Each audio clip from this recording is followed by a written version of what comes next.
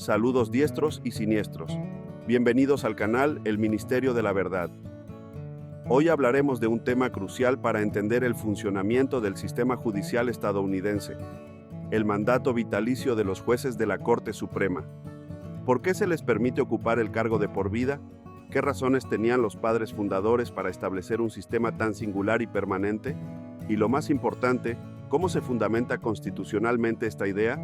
Todo esto lo exploraremos hoy, así que quédate con nosotros mientras profundizamos en la Constitución y en la perspectiva federalista que defiende esta decisión tan trascendental. Para comprender el mandato vitalicio de los jueces, primero debemos conocer el contexto de la Constitución de los Estados Unidos. Específicamente, el Poder Judicial está contemplado en el artículo 3 de la Constitución, que se refiere a la estructura y el funcionamiento del Poder Judicial.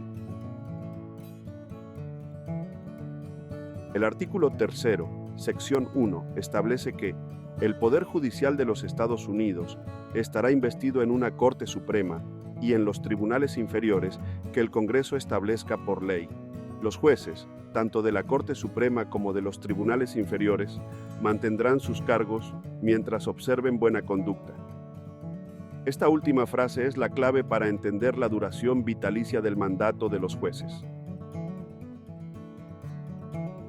Cuando los padres fundadores redactaron la Constitución, consideraron que los jueces debían mantener sus cargos mientras se comportaran de forma íntegra, lo que en la práctica significa un mandato vitalicio, salvo que cometan alguna falta grave que justifique su destitución mediante un proceso de impeachment. ¿Pero por qué decidieron esto? Para responder a esta pregunta, debemos sumergirnos en la visión de los federalistas, quienes argumentaron en favor de esta estructura judicial. Uno de los principales defensores del mandato vitalicio para los jueces fue Alexander Hamilton, parte de los padres fundadores y autor de los Federalist Papers. En particular, en el Federalista número 78, Hamilton defiende la idea de una judicatura fuerte e independiente. Él argumentó que el Poder Judicial es de las tres ramas del gobierno la más débil, ya que no tiene ni la espada ni la bolsa. Es decir, no controla ni el poder militar ni el poder de recaudar impuestos. Su poder reside exclusivamente en la capacidad de interpretar las leyes y, por lo tanto, necesita una independencia absoluta frente a las otras ramas del gobierno. La independencia judicial es esencial para que los jueces puedan actuar sin miedo a represalias o a perder su puesto por decisiones impopulares. Si los jueces tuvieran que ser reelegidos o confirmados periódicamente, se verían forzados a considerar factores políticos y de popularidad en lugar de enfocarse exclusivamente en la aplicación justa de la ley y la interpretación constitucional.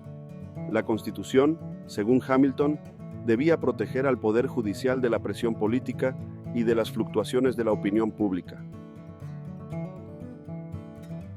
Además, Hamilton planteaba que los jueces deben estar en condiciones de contrarrestar cualquier exceso de poder del Ejecutivo o del Legislativo. Si los jueces fuesen presionados por la política, no podrían declarar leyes como inconstitucionales, una función esencial para mantener el equilibrio de poderes. Recordemos que la Corte Suprema es a menudo la última defensa contra leyes que podrían violar los derechos garantizados en la Constitución.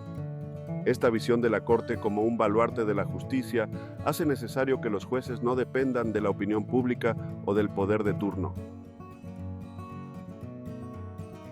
A lo largo de la historia de Estados Unidos, hemos visto cómo esta independencia ha permitido a los jueces tomar decisiones fundamentales para garantizar los derechos y las libertades individuales. Un ejemplo es el caso de Brown v. Board of Education, en 1954, donde la Corte Suprema declaró inconstitucional la segregación racial en las escuelas. Esta decisión fue crucial para los avances en derechos civiles. Otro ejemplo importante es el caso de Roe versus Wade, en 1973, una decisión que marcó un antes y un después en el debate sobre los posibles derechos reproductivos de las mujeres en Estados Unidos. Los jueces, gracias a su independencia y al mandato vitalicio, pudieron tomar una decisión basada en la interpretación constitucional sin temor a perder sus cargos por la presión política o social del momento. Esta independencia ha permitido que se respeten y se amplíen los derechos de las minorías, incluso frente a la resistencia de grandes sectores de la población. Por supuesto, el mandato vitalicio también tiene detractores. Críticos argumentan que esto puede llevar a un desbalance de poder y a que jueces con ideas desactualizadas permanezcan en el cargo durante décadas, generando una desconexión con las nuevas realidades sociales. Sin embargo, los defensores del federalismo original creen que los jueces deben ser una voz constante y muchas veces una resistencia al cambio precipitado e irreflexivo. Otro de los puntos que suele mencionarse es que el mandato vitalicio podría permitir la concentración de poder en jueces con una visión particular que no evoluciona al ritmo de la sociedad.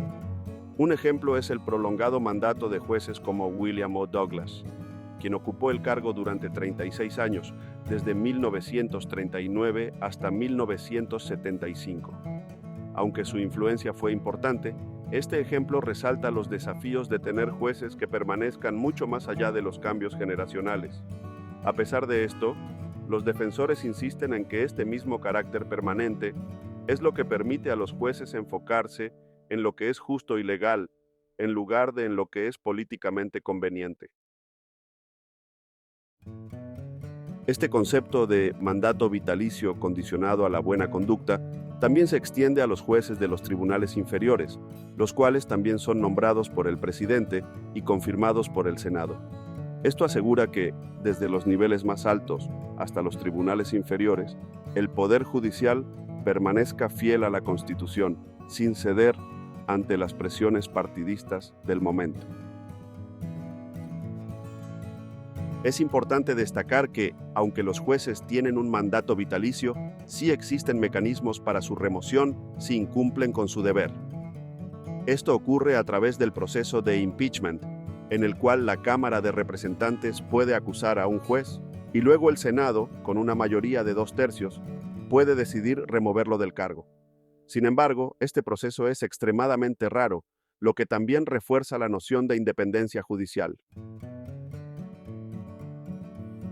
En el Federalista 78, Hamilton escribió que no hay libertad si el Poder Judicial no está separado del Poder Legislativo y del Ejecutivo. La duración vitalicia de los jueces es un reflejo de este principio, la protección de la justicia, la independencia y la objetividad en un sistema que debe asegurar que la Constitución no esté sujeta a las modas o a la presión de mayorías cambiantes. En conclusión, el mandato vitalicio de los jueces de la Corte Suprema es un pilar fundamental del sistema de pesos y contrapesos que mantiene el equilibrio entre las ramas del gobierno.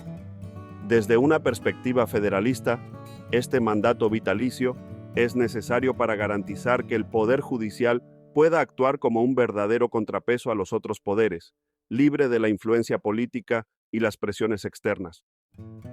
Esta estructura, aunque no perfecta, busca garantizar la justicia y la protección de los derechos individuales, tal y como los padres fundadores imaginaron hace más de 2 siglos.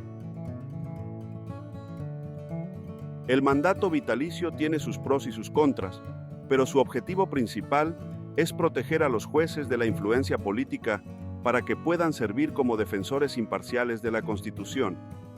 En una época donde los desafíos a los derechos individuales y las presiones políticas se han vuelto cada vez más frecuentes, la figura de un juez vitalicio garantiza un compromiso con la ley que está por encima de los intereses temporales y las modas del momento. Hemos llegado al fin de este video. Si este tema te pareció interesante y quieres seguir explorando cómo funcionan los mecanismos de nuestra Constitución, no olvides suscribirte, darle me gusta y activar la campana de notificaciones. Hasta más ver, diestros y siniestros.